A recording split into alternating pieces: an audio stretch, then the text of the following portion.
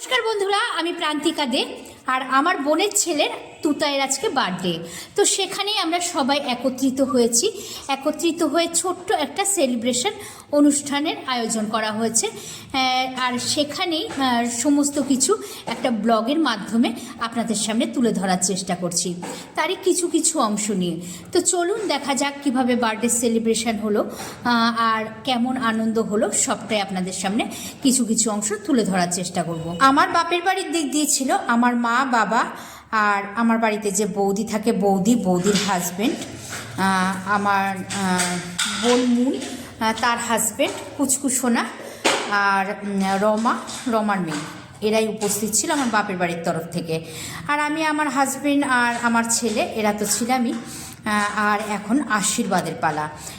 প্রথমে আশীর্বাদ করে নিচ্ছে সোনা বাবা, মানে তুতায়ের দাদু আর ঠাম্মি। আর দাদু ঠাম্মির আশীর্বাদ হওয়ার পরে আশীর্বাদ করে নিল আমার মা বাবা, আর তারপরে একে একে আমরা সবাই।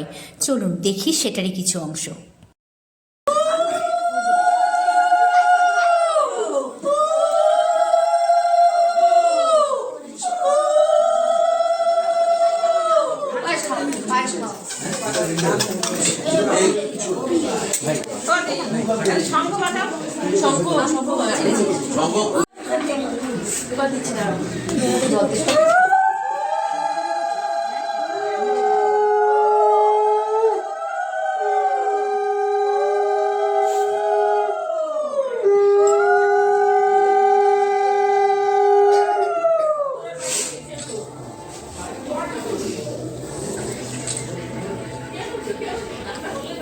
ভাইয়ের পাশে বন্ধুর পাশে কি বন্ধুর পাশে কি দাদা?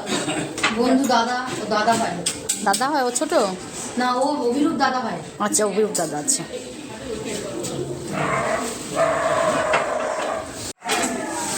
চাইবে বলবে 8 টাকা মাসে। হ্যাঁ ম্যাম আসবে।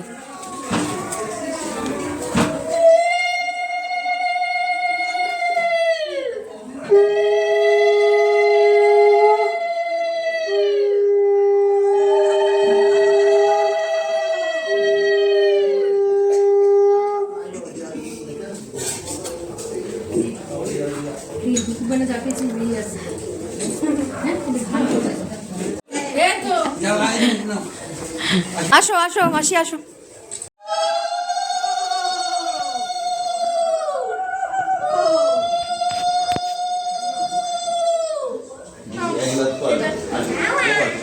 বাপের বাড়ির লোক ছাড়াও এখানে উপস্থিত ছিল আমার বোনের শ্বশুরবাড়ির আত্মীয় পরিজন, বন্ধুবান্ধব, সবাই অনেকেই উপস্থিত ছিল।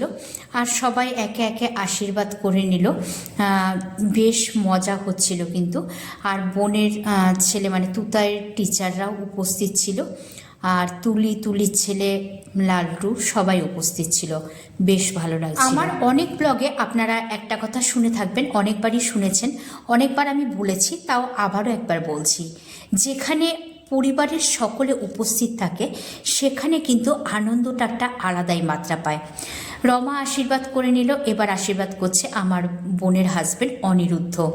আর তারপরে আশীর্বাদ করবে আমার বোন মুন আর মুনের ছোট্ট পুচকু সোনা ডোরাই। তো সবাই একসাথে মিলে অনেক মজা হচ্ছে। সবারই ব্যস্ততম জীবন, তার মধ্যে থেকেও আমরা চেষ্টা করি একটা অনুষ্ঠান ছাড়া আমরা সকলে একত্রিত হতে পারি না। কারণ সবার সংসার, ধর্ম, অফিস কাচারি, ছেলে মেয়ের পড়াশোনা সব কিছু আছে। তার মধ্যেও একটা অনুষ্ঠান হলে আমরা চেষ্টা করি যতটুকু সম্ভব অল্প সময়ের জন্য হলেও সেই অনুষ্ঠান অ্যাটেন্ড করার। তার মাধ্যমে একে অপরের সাথে মেলবন্ধনটা খুব সুন্দরভাবে পোক্ত হয়। কারণ এখন কিন্তু ফোনের মাধ্যমেই হয়তো একে অপরের সাথে কথাবার্তা হয়, কিন্তু সবার ব্যস্ততম জীবনের জন্য সবার সাথে সবার দেখা সাক্ষাৎ হয় না বললেই চলে। যত ব্যস্ততায় থাকুক না কেন, কিছু দায়িত্ব অস্বীকার করার একদমই উপায় নেই। যেটা নিজের পরিবারের প্রতি, যেটা সমাজের প্রতি, যেটা নিজের আত্মীয় স্বজনের প্রতি। তাই একটা অনুষ্ঠানে সুবিধা অসুবিধা থাকার পরেও যদি আমরা একত্রিত হই তাহলে কিন্তু আমাদের যে মেলবন্ধন, আমাদের যে আন্তরিকতার ভিতটা কিছুটা হলেও মজবুত হয়। এটা আমার ব্যক্তিগত মতামত। আর তারপরে তো সুবিধা অসুবিধা জ্ঞানের কথা হলো। চলুন এবার কেক কাটার পালা। এবার কেক কাটা আর খাওয়ার মাধ্যমে আনন্দটা উপভোগ করি। হ্যাপি বার্থডে ডিয়ার সোনা বাবা।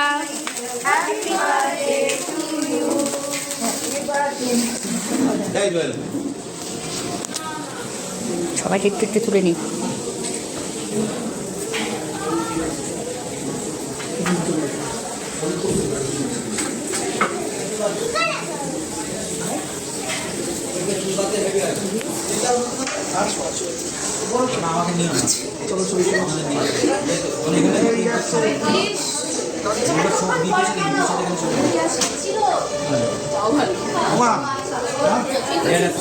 Happy birthday. খুব সুন্দর সোনা বাবা কেক কাটছে। কেকের দাম কত? 80-85 হবে। আর ইয়ে কি ছিল? বেজেটটা কি ছিল?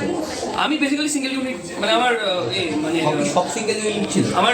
আমার এমনি তো পড়ে এসে 500 আমার হাজবেন্ডের কাজ ছিল, তার জন্য একটু লেটে ঢুকেছিল। আর আমি যেহেতু লিওকে নিয়ে গেছিলাম, তাড়াতাড়ি করে খাওয়া দাওয়া করে আমি লিওকে নিয়ে বাড়িতে চলে এসেছিলাম, তাই আমার হাজবেন্ডের ভিডিও কিন্তু তোলা হয়নি।